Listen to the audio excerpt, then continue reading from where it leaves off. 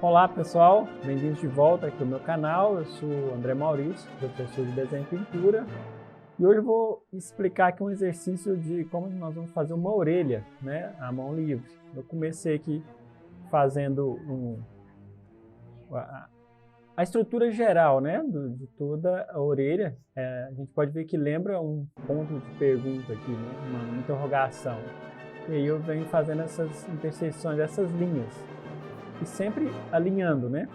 Eu faço esses dois traços externos, que na linguagem da orelha é a hélice e a anti-hélice, né?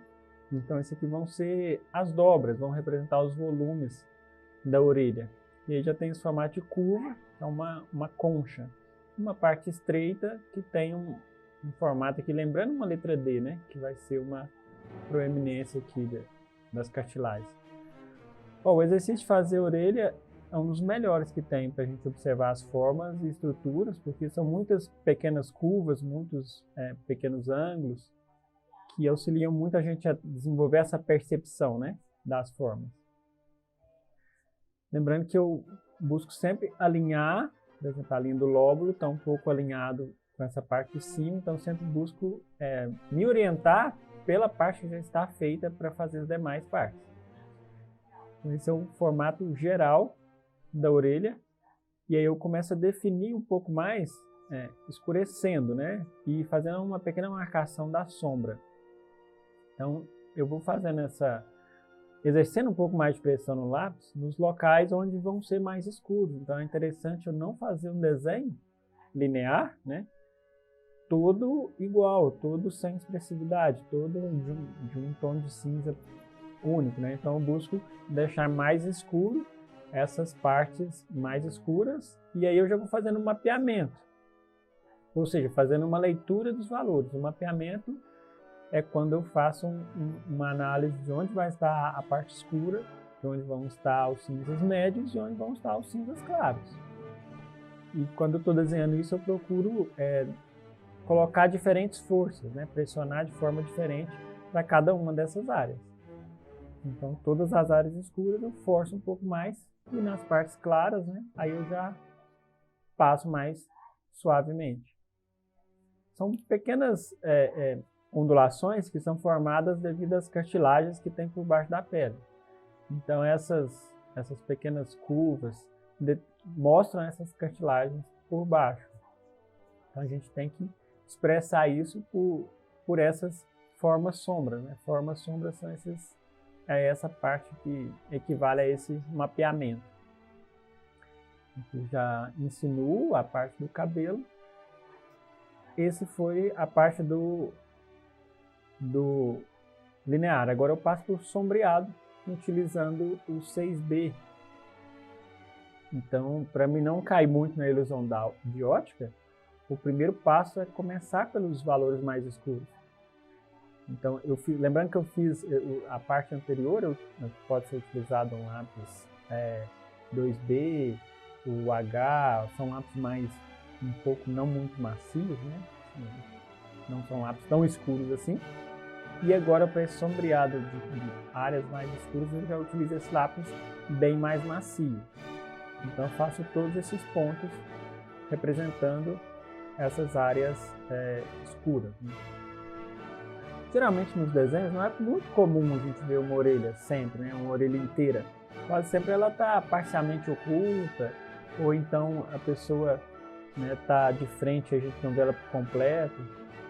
São raros os casos que a gente vê, né, a orelha por completo, a não ser geralmente em retratos de homens e de perfil, ou 3/4 onde a gente vê a orelha.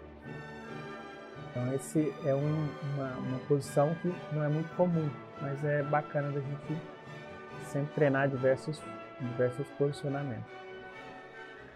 Bom, deixei o 6B de lado, peguei o 3B. O 3B já não é um lápis tão macio assim mais, e eu vou fazendo a transição. Todos esses são os valores médios, são tons intermediários. Eles não são nem escuros demais, mas também não são claros demais. É preciso lembrar da ponta do lápis estar bem apontada, e eu vou mudando o lugar que eu pego, né, no lápis de acordo com a necessidade. Por exemplo, eu pego um pouco mais próximo à ponta, quando eu estou fazendo os tons médios e mais escuros. E sempre sombreando, né, no sentido da forma. Se é uma forma um pouco arredondada, eu busco trabalhar com um movimento mais arredondado, né? Agora eu já volto para o lápis B, que é um lápis bem claro, uma ponta bem fina, porque eu consigo fazer todos os valores mais claros, sem escurecer demasiadamente.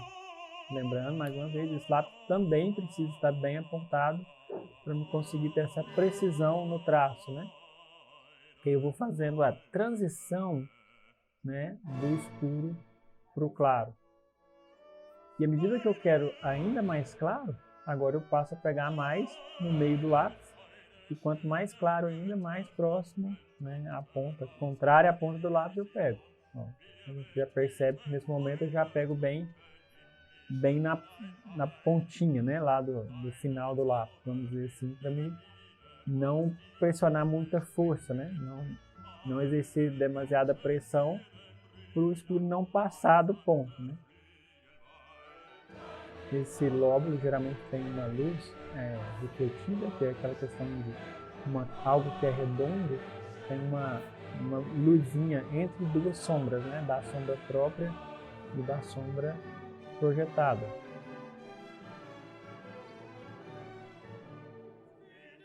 E essa luz refletida, ela vem desde do lóbulo da orelha embaixo até toda a borda, né, da orelha, porque é uma forma arredondada, então para ela não ficar achatada, é preciso tomar cuidado e observar bem esse ponto para que fique o mais natural possível, né? Aqui eu tenho duas sombras e uma superfície reta, então se eu tenho uma sombra, mas essa sombra está no formato arredondado, então a sombra também tem que ser no formato arredondado. Então isso é importante, porque às vezes eu vejo sombras numa superfície arredondada, só que essa sombra está uma linha reta. Então uma sombra numa área arredondada, ela vai ter essa curva. Então é importante ficar atento de demonstrar essa curva, porque tem esse formato, né, o relevo, a base da superfície, ela é um formato cilíndrico, um formato arredondado. Então as sombras também tem que ser nesse formato. Eu falo isso porque às vezes alguns alunos passam batido, eu percebo alguns dos meus primeiros desenhos que eu cometia esse equívoco, e é importante que isso, né, a gente frisar bastante nisso.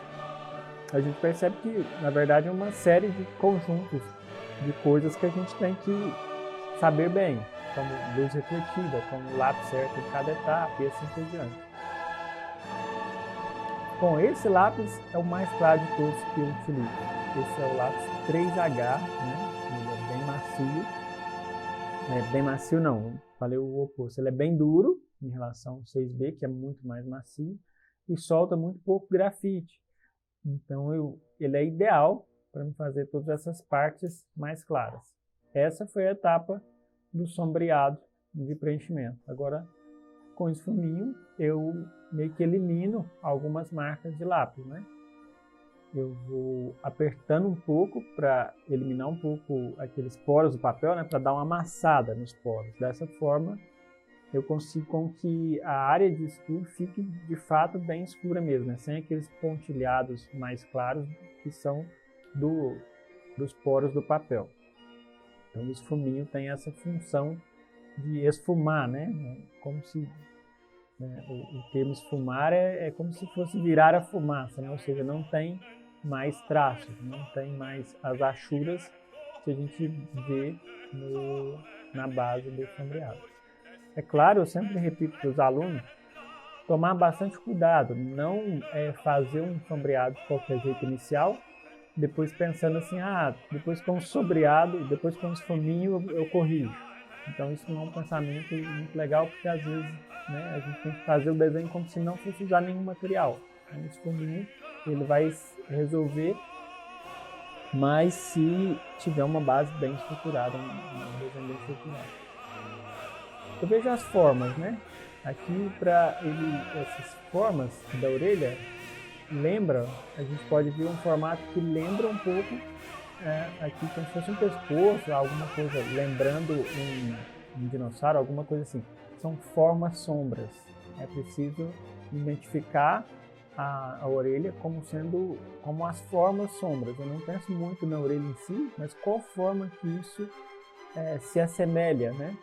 E se eu penso nessa forma, agora a gente sempre olha e identifica aquela parte, aquela área como, né, saindo um pouco do símbolo, saindo do significado do que é aquilo e pensando de uma outra forma, tentando identificar. É tipo aquele exercício quando a gente faz de ver desenho nas nuvens, né? Ao terminar, eu passo esse guardanapo ou um papel toalha bem suavemente em todas as partes claras e sempre no sentido da forma. Se é uma forma arredondada, eu passo com movimentos arredondados, né? Após isso, eu perco a intensidade das luzes. Então eu venho com a borracha, essa é uma caneta borracha, né? Uma Mono Zero da Tombow, e eu venho fazendo as linhas de iluminação, né? Eu venho fazendo as luzes. E nesse ponto é importante, ao observar o modelo para que a gente faça esse exercício, a gente olhar um pouco com os olhos entreabertos. Dessa forma a imagem fica ligeiramente embaçada. E dessa forma a gente consegue diferenciar bem o valor que é muito alto e o que não é muito alto. Ou seja, o que é muito branco e o que não é tão branco assim. Porque isso vai determinar a pressão que a gente coloca nessa caneta. Nós vamos passar com bastante intensidade, onde eu quero um claro bem intenso, e algumas partes que eu forço menos, né? Eu faço essa caneta borracha com mais suavidade, com mais leveza.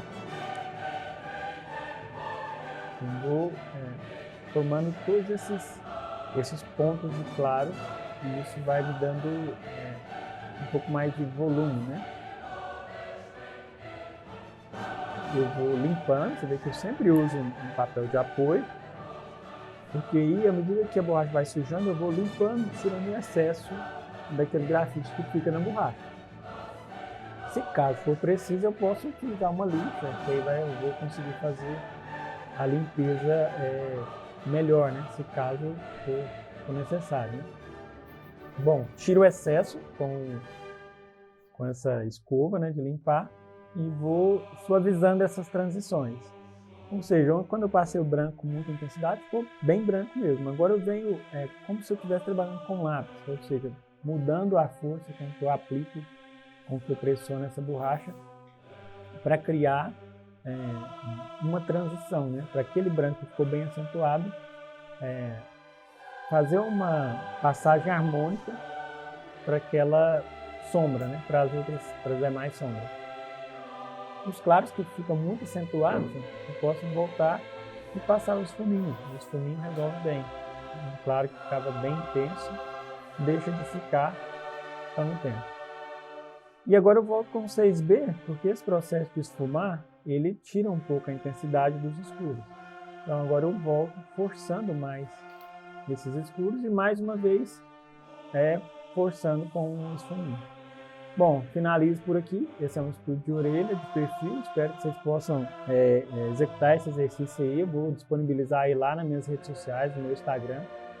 Dá uma olhada lá e salva esse exercício para você fazer esse treinamento aí com esse exercício. Muito obrigado e até a próxima aula.